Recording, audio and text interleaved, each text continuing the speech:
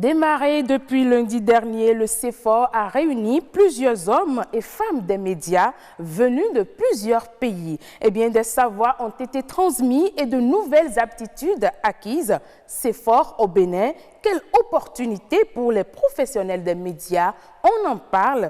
Et pour vous, j'ai sur ce plateau Guillaume Couster. Bonsoir. Bonsoir. Comment allez-vous? Très bien, je vous remercie et vous? Ça va très bien, le séjour?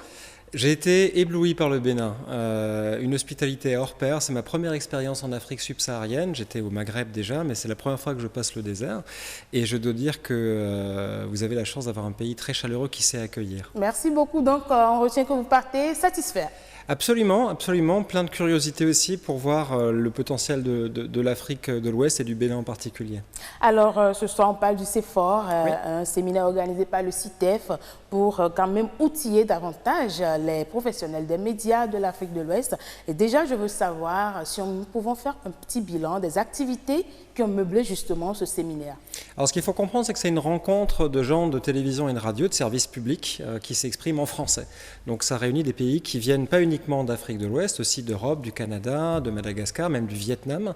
Leur point commun, c'est la langue française et d'être des télévisions de services publics. Et on se réunit régulièrement pour parler des problèmes, des opportunités, des choses bien qu'on a faites, des choses qu'on n'a pas vraiment réussies, et ensemble de voir comment on peut améliorer notre mission, qui est celle d'informer les populations dans les pays dans lesquels nous sommes. Alors, avant de poser plus de questions par rapport au contenu même, comment est-ce que vous appréciez la participation déjà des professionnels des médias à ce séminaire? Alors, c'est un moment très intéressant 2019 parce qu'on est à l'aube d'une révolution particulièrement en Afrique et l'essentiel des membres du CIRTEF sont des pays africains, d'Afrique de l'Ouest essentiellement. Et c'est vrai qu'on a la capacité de voir arriver maintenant de grands changements alors que la télévision et la radio, ça n'a pas beaucoup changé ces 30 dernières années.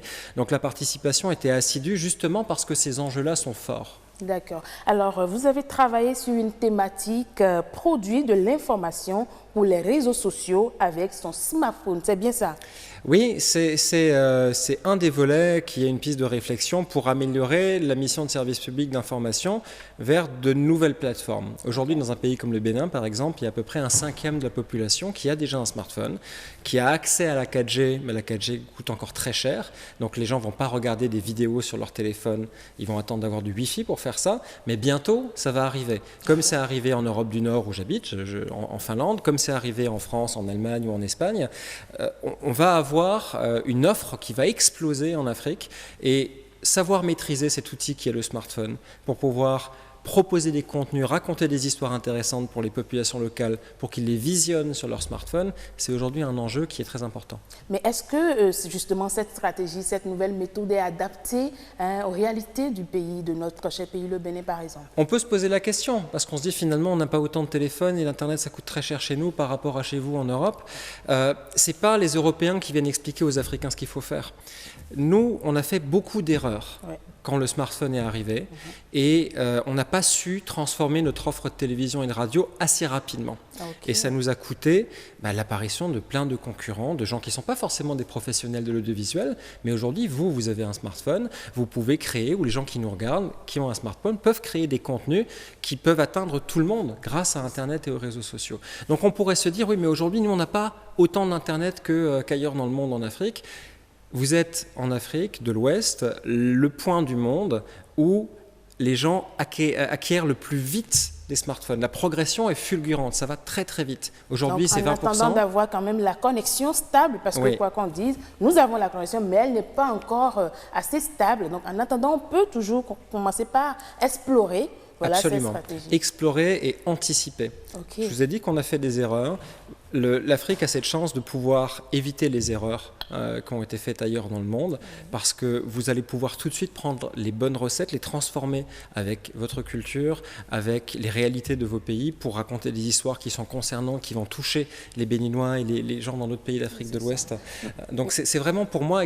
C'est une opportunité. Absolument. Oui, en dehors de cette opportunité-là que nous devons saisir, quelles sont les opportunités que les professionnels des médias eux-mêmes doivent saisir au cours de ce séminaire? c'est de comprendre que la télévision n'est pas éternelle. Ouais. Ça, c'est une des erreurs qu'on a faites. Si on pense aujourd'hui, la télévision, c'est un média extrêmement puissant, mais qui est encore relativement jeune, et particulièrement en Afrique. Donc, tout marche très bien. Tout le monde a un poste de télévision, a accès à un poste de télévision, donc on pense qu'on va durer dans le temps pendant très longtemps et qu'on est imbattable et qu'on sera les rois pendant très longtemps. Les gens de télévision pensaient comme ça. Sauf que le smartphone va changer la balance. Et savoir anticiper ça, ça va être prouver qu'on peut raconter de bonnes histoires et aussi tourner par exemple avec des smartphones, donc compenser aussi le manque de moyens qu'on peut avoir parfois dans certaines chaînes, en allant vraiment voir les gens, voir comment ils vivent, voir quels sont les problèmes, comment les régler, et ça c'est ce que le numérique va permettre de faire avec l'arrivée de l'Internet. D'accord, mais l'autre chose est de savoir pourquoi attendre au séminaire. Est-ce qu'on ne peut pas par exemple introduire cette pratique, mais cette stratégie-là déjà dans les écoles, les universités qui donnent des formations sur le journalisme par exemple?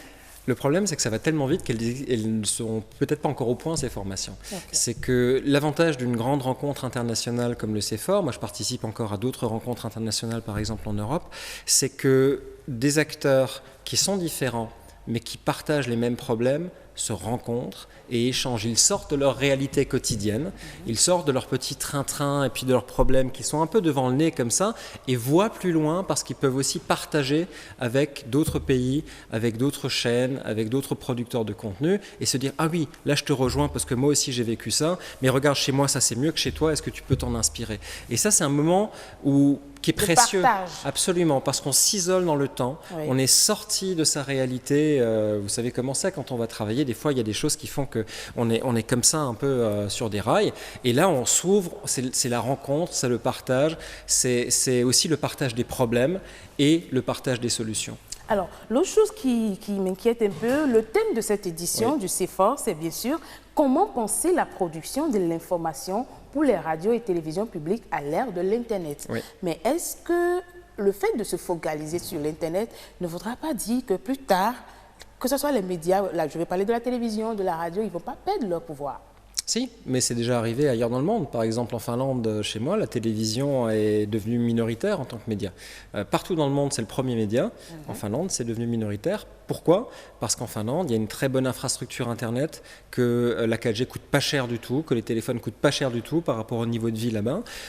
Et que donc, quand on donne beaucoup d'offres aux consommateurs, aux citoyens, il va voir ailleurs. Et il va consommer moins de télévision. Donc, c'est-à-dire que la télévision, en tant que diffuseur, le fait d'avoir une grille des programmes avec des émissions qui se suivent, ça aura tendance à disparaître. Par exemple, en Suède, il n'y a plus de journal télévisé le soir à 20h. C'est une émission d'analyse de ce qui s'est passé parce que l'information, les gens l'ont eu tout au long de la journée sur leur smartphone. On continue. Absolument. Donc c'est vraiment une opportunité pour pouvoir réfléchir, anticiper et comprendre que le média, même s'il nous semble indestructible pour lequel on travaille dans votre cas par exemple, la télévision n'est pas éternelle, ça ne veut pas dire que le journalisme va disparaître. Au contraire, c'est qu'il y a une vraie raison de rester journaliste et d'aller faire de l'information de qualité vérifiée au service du citoyen sur Internet, parce qu'il y a plein d'autres acteurs qui, eux, on a beaucoup parlé des fake news, qui vont aller raconter n'importe quoi dans leur intérêt financier ou politique.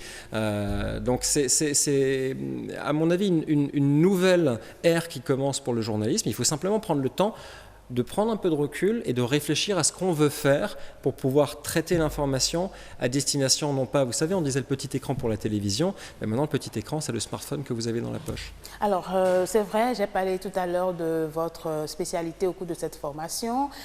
Utiliser le smartphone pour quand même servir l'information sur l'Internet. Nous qui n'avons pas eu peut-être ce plaisir ou cette occasion de suivre ce séminaire, est-ce que vous pouvez revenir un peu sur comment est-ce qu'on peut se servir de son smartphone rapidement pour quand même envoyer l'information en temps réel? Alors, on prend 3 jours pour le faire. Là, ça va être difficile de le faire en 3 minutes, mais en fait, il y a 2 axes. C'est vraiment apprendre à filmer. Ouais. Qu'on ait une caméra de télévision, de cinéma ou un smartphone, on filme de la même manière. Les grandes règles restent les mêmes. Ouais. C'est apprendre à monter pour pouvoir synthétiser Et ça, les gens qui produisent aujourd'hui des contenus savent déjà le faire. Tout ce qu'ils font, c'est qu'ils changent d'outil. Les gens que j'ai eus du continent africain en formation cette semaine, ils sont très forts déjà, ils ont du talent pour raconter des histoires. C'est simplement qu'ils utilisent un outil qui va leur permettre de raconter des histoires où qu'ils soient, n'importe quand, parce qu'ils ont tout le temps une caméra dans la poche. Il ne faut pas qu'ils demandent à leur chef technique s'ils peuvent prendre la caméra pendant 1 heure ou 2. Ils ont tout le temps une caméra sur eux. Donc c'est ça, c'est apprendre à filmer, monter, transmettre, mais surtout, raconter de bonnes histoires vraies qui intéressent la population. Alors l'autre chose, est-ce qu'il s'agit de tous les smartphones ou bien il y a une gamme spécifique de smartphones à utiliser? Alors, c'est une question particulièrement en Afrique où il y a des marques qu'on n'a pas en Europe qui sont des marques d'entrée de gamme pour faire vraiment pas cher. Moi, je pense qu'il vaut mieux, quand on veut faire de l'image avec un smartphone, imaginons que vous êtes fan de danse et que vous voulez faire un clip musical, on va faire ça. Il vaut mieux acheter un téléphone d'occasion qui a 2 ans et qui était haut de gamme il y a 2 ans et qui a beaucoup baissé en prix, plutôt qu'un téléphone neuf d'entrée de gamme. Parce que le téléphone il y a 2 ans haut de gamme, on sait que ça marche. On sait que c'est une bonne qualité, alors que le téléphone d'entrée de gamme, il a fallu faire plein de compromis pour que ce soit pas cher et c'est pas super. Alors merci beaucoup à vous Guillaume Couster, c'est bien ça. Je rappelle que vous êtes consultant et formateur de médias. Et merci pour ce moment passé avec nous sur BB24. On vous souhaite un bon retour. Merci beaucoup. Vous venez de quel pays déjà? De Finlande. Je suis français mais j'habite en Finlande. Ok, donc bien de choses à tous les Français. Merci beaucoup. Merci beaucoup.